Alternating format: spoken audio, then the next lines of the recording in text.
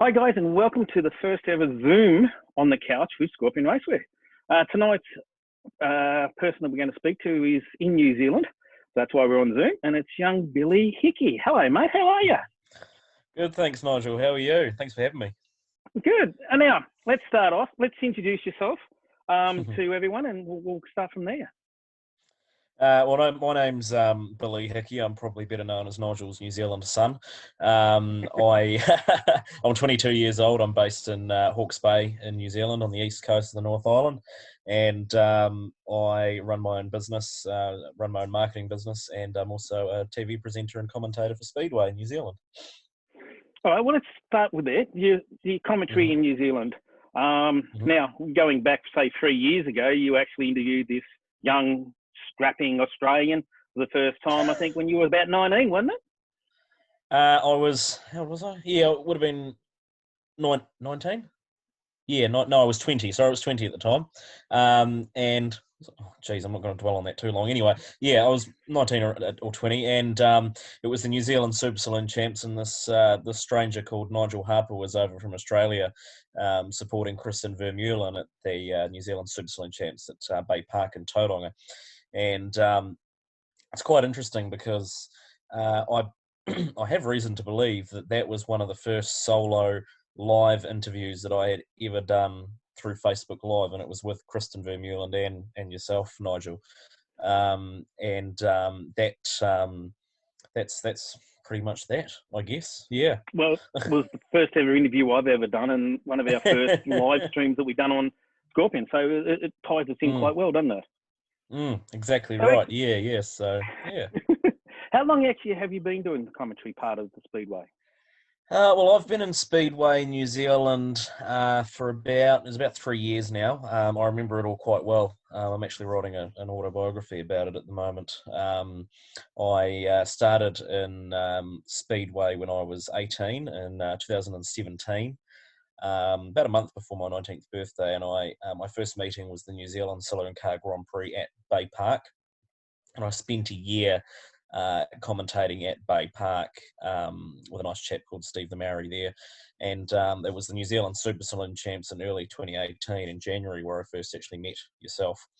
And that's where that partnership grew from. But it was at that particular meeting at the New Zealand Super Saloon Champs where my career sort of took off from the commentary and moved into more audio, more visual stuff. And I started working with the Burger King Pro Dirt series, traveling around the country with them. And then it was just a couple of weeks later I got picked up by the Pits TV, and I'm now a TV presenter for them and travel all around the place doing all sorts of stuff. It's great. Absolutely love it.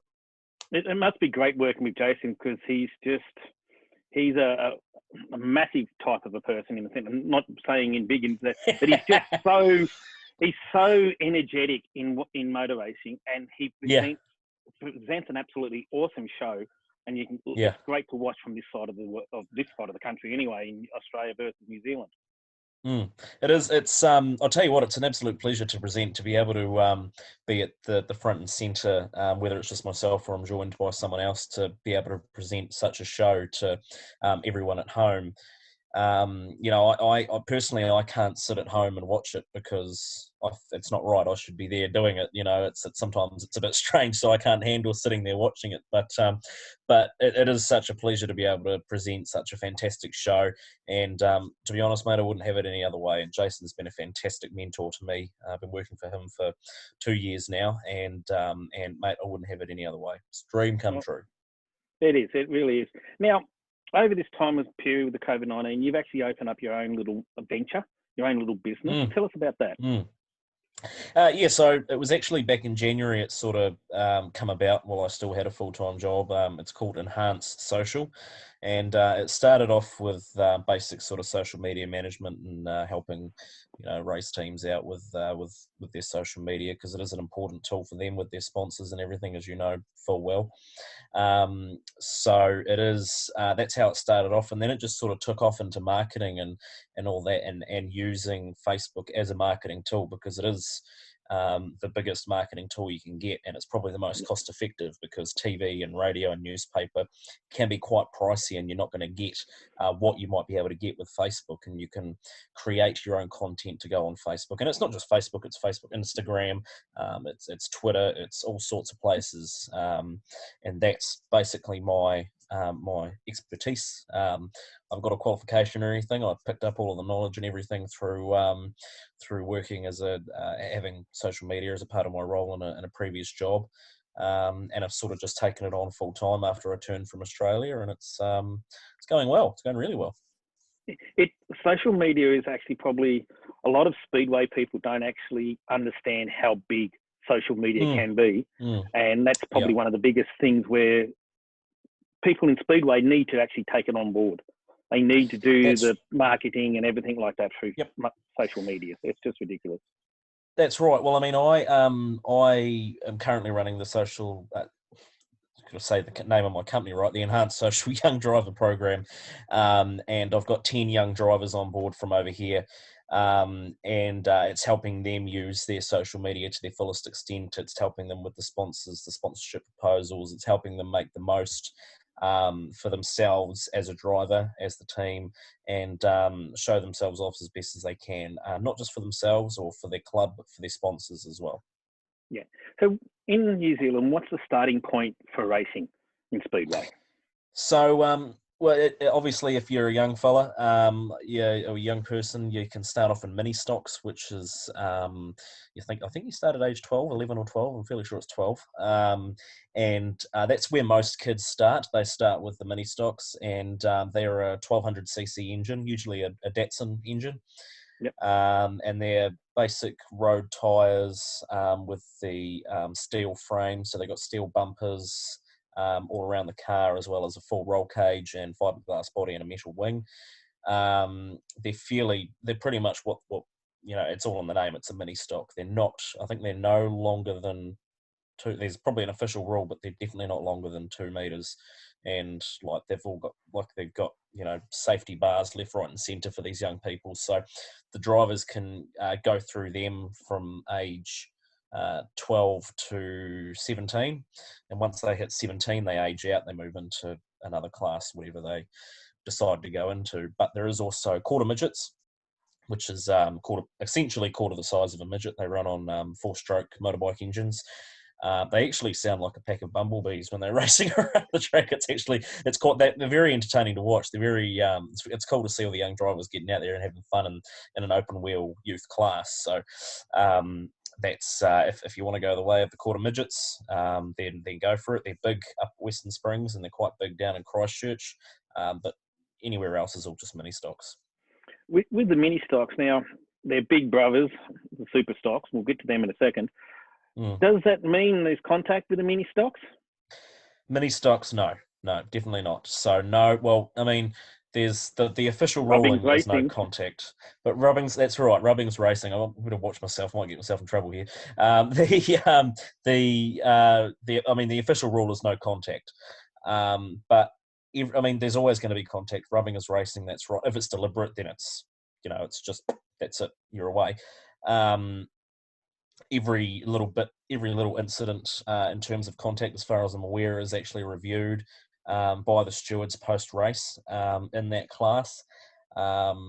You get to the stock cars, which is I'll say the little sister of the super stocks, but the middle cousin, shall we say, the middle child of the stock car family, and contact is definitely allowed in that. The only thing you can't do is like straight line someone. You can put them in the wall, and if they roll over, they roll over. But in that class, you can do your talking on the track, and contact is allowed in that one. Okay. Let's talk about the super stocks. Now, it's something that we don't run here in Australia, and they definitely, I don't think they run it anywhere else than New Zealand. Let's talk about them and give us a rundown of what actual super stocks are, because some people look at it and they just go, what the... I remember looking at them and thinking, going, whoa, okay, this is different. Look, super stocks they got V8 engines, so they're usually Toyota, Chev, Fords, and some are custom-made engines. So, say for example, Hughes, I think it's Hughes Race Engineering or Hughes Race Performance, does Toyota. He has Toyota blocks, but everything else is all his own running gear, I believe. Ace Performance is about the same. He might manufacture his own stuff. So they run on V8s or VVTIs, and they've got they can either go 4-bar or a 2-bar suspension setup, and they've got race shocks all around. They've also got purpose-built race tyres as well, so they can run Hoosiers or is it Cooper Cobras? I think that's what they're called. Or they might be stock cars, but they can run American races as well, I believe.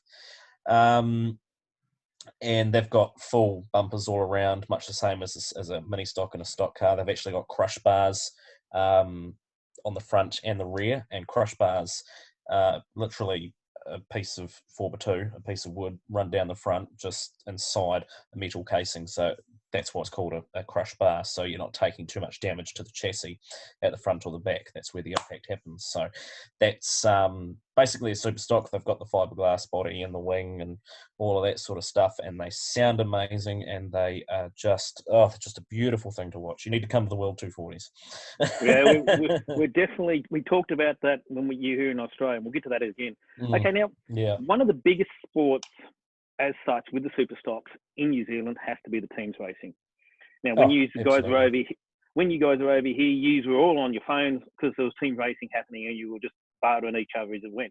So explain to everyone what teams racing is. Now, for me, the easiest way I've described it to a lot of people, and it's the younger type of people, is it's Quidditch on speedway. You have blockers, you have all the people like this, and it's the only way I could explain it. But please explain it correctly so people know. Hey, look, Nigel, I might not even be right with this, but I mean, my understanding and you know, I've been to a few teams events in my life to know that there are 5 cars to a team. So each track or each region comes up with a team in New Zealand. So to name a few, you've got the Hawke's Bay Hawkeyes, which run out of where I live, out of Miami. You've got the Stratford Scrappers, which run out of Taranaki. You've got the Wellington Wildcats in the Superstocks, Auckland All Stars, Bay Park Busters, and teams from all over the country that come to that race at Palmerston North or Robertson Holden International Speedway once a year for this massive 2-night event. It is probably the most prestigious teams championship in the country, if not the world. We even get a team from Great Britain that come over and race as well. We're trying to get a team from Australia to come over. We're looking, well, I'd like to think that someone's looking at a team from the Netherlands because we do, or Holland or wherever, because we do have a lot of Dutch drivers coming over and racing in events prior to teams. So I know that that's something that's quite possibly in the works. So we get these teams together. You've got 5 drivers to a team. And just to be named in a team for any driver is very special. So you've got essentially 1 or 2 runners. So that's your fastest driver with more than likely the fastest car. And they are the ones that are chasing first place. So if your team gets first place, you've won the race. So someone first car across the line, no matter what team it is, it doesn't have to be first 2 or 3 cars across the line. It's the first car across the line, that team wins. The rest are runners or blockers or hitters or whatever. So Joe Bloggs up the front might be the runner. He'll take off, do 10 laps. He might win the race. But the rest of his teammates, so the other 3, because it's only 4 versus 4. There's the reserve car on the infield. The other 3 might decide to block for their runner, or they'll go with him to help push people out of the way, all that kind of stuff. And if you get the chance, get onto YouTube and look up Superstock Teams Racing at Palmerston North. It is just, it's beautiful, Nigel. the crowds that I've seen in the photos. What are we talking? The massive numbers.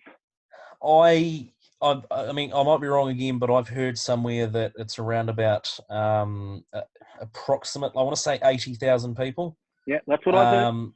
Yeah, I want to say 80,000. I remember on the second night of Palmerston North Superstock Teams this year just gone, that on the second night, it was a full house, not a single seat left in the arena. And that shows you how popular that event is. If 80,000 people are turning up to watch, you can't even begin to imagine how many people are watching at home. Oh, it's amazing.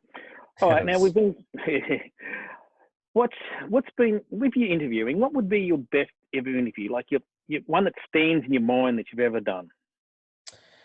Look, there's always one that stands out and that's very, very special to you. I have people that I like to go and interview because they're a great chat. Personally, my favourite interview it's a difficult one. I know you want me to say you at the New Zealand Super Saloon Champs. No. Look, I would have to say Randall Tarrant, who won the New Zealand Superstock Champs at Ocean View Speedway in Wanganui this year. Now, that chap has been racing for a long time. He come through mini stocks, stock cars, super stocks. He hasn't got the biggest budget, but he's got the biggest heart. And he, turned up in his little. He said this in his post-race interview in the club rooms after he got the trophy and everything. He says, "I turned up here in my little ute with my little trailer with his car. He likes to call Barney, strapped onto the back, and he said it's just effing unreal that he won the New Zealand Superstock Champs, and he was the people's champion because he doesn't have the flash gear, he doesn't have the massive amount of money that other people might have, or he doesn't have the budget that other people might have, but he's a people's champion." And it was very special to see him win that. When I announced him on the infield as a New Zealand Superstock champion, mate, he was in tears. His old man was in the corner in tears, so was his partner and everything. So that had to be my favourite. And even I was almost in tears. I've known him a couple of years and seen him go through a few bits and bobs, and that has to be my favourite so far. All right. So we've talked about the biggest interview. What would be the biggest moment in sport that you've had? Well, in terms of speedway, I think there's none that majorly stand out for me. There's one that springs to mind now is going back to the World 240s this year at Paradise Valley Speedway in the Rotorua. One of my friends, Keegan Levine, ended up winning it, but he was... Superstock class is full contact, so someone had crashed into him at I think it was the last lap on the second corner, and the wheelgate had hung off. And as soon as your wheelgate comes off, that's it, you're out, you're excluded. He came around, and as far as we were aware, he had won it. So we're like, yay, Hut Park Racing, that's awesome, fantastic. We went out to the infield and was just about to interview him, and then we got the word that it was unofficial because of the wheelgate. So we had to wait a further an hour and a half. I think the final race was at 10 o'clock, and we didn't finish proceedings, or it wasn't official until maybe 11:30. So that's a big moment because you're just waiting all that time. And I remember him. I didn't see him come out of the referee's box, but I saw him strutting down the stairs and his hands in the air, and he's Yahoo this, Yahoo that, and it was kind of like, it was massive for him because they're a massive speedway family, but it was just a massive sigh of relief, like, the night's over. So that was another big moment, and just another one, Nigel. You may remember the New Zealand Super Saloon Champs at Bay Park, where the feature, a lot of people know this one, where with 6 laps to go, the feature race got called off, and it was first past the post. So whoever won the race won the championship, and second and third, so on and so forth. And the less said about that one, the better. But the waiting and the heckling and all that sort of stuff after that race was over and the championship was finally decided was that was another big moment. Yeah, that was like an hour or so after the race before we even knew what results were. Yeah, that's right.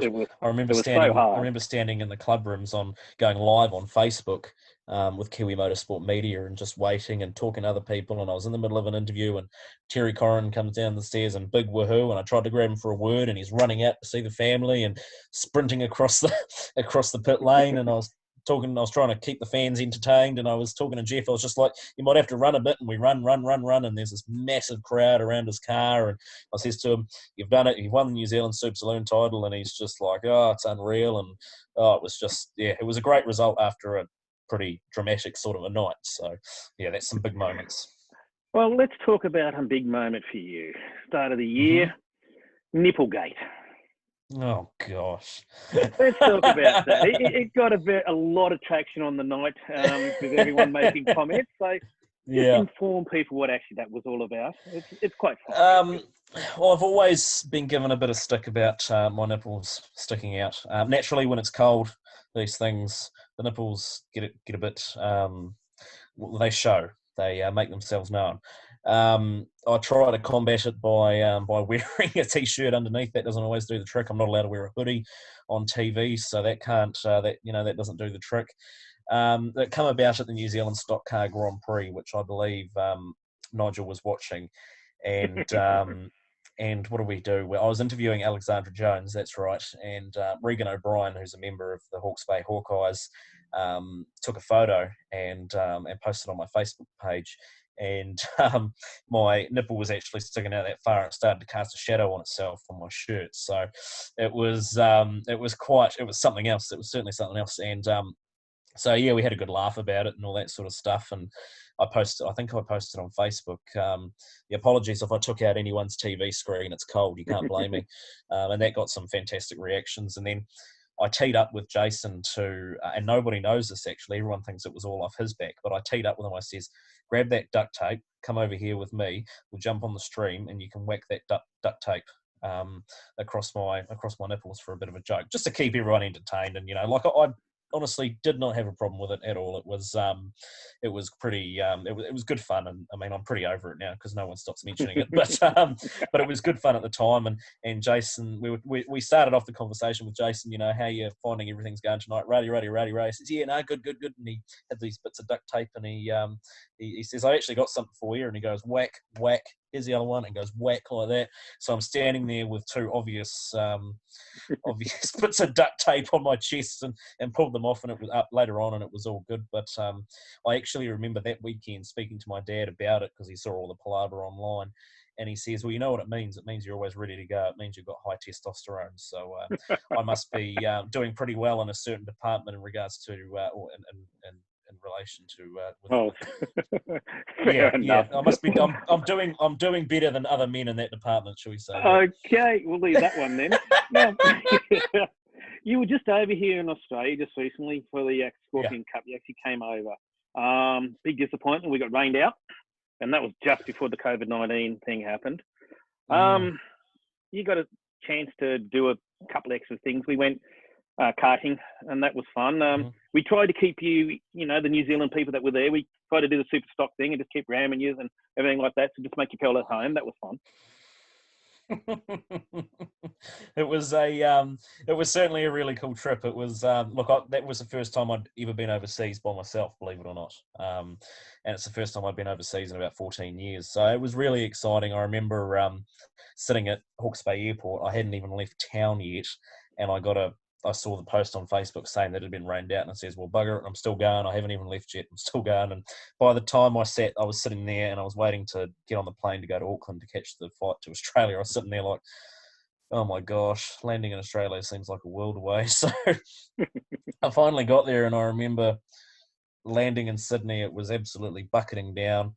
Going around and getting the rental car and getting on the road in a foreign country, not that it's completely foreign, but getting on the road in a different country in this big SUV that I got just for myself. Don't ask me why I did it.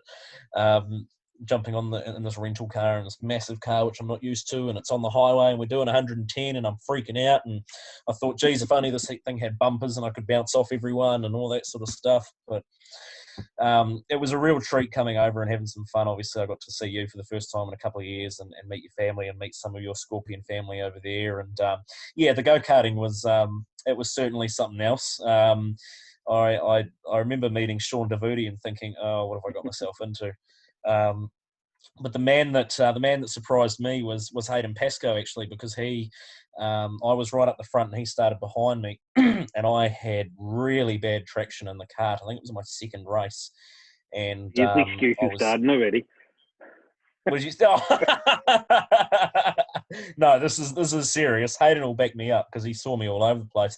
I was going into a corner and I just lost control of it. Ended up in the wall, and of course it was quite tight. So Hayden had nowhere to go. He screamed into the back of me, and I remember my head. And this is your helmet, by the way. Thank goodness, not my own. I remember my head going, like forward like that. And I had my head in my hands because I thought I'd injured my neck, and then he hit me, and then people continued to hit him. It was a chain reaction, and it was just dug, dug, dug, dug, and it was pretty. I was pretty sore the next day. I can testify to that. But he says, "You all right? You're right." And I says, "Yeah, what was that for?" And he says, "Oh, you lost control." I tried to blame him, the Aussie stuff, mate. You're dreaming.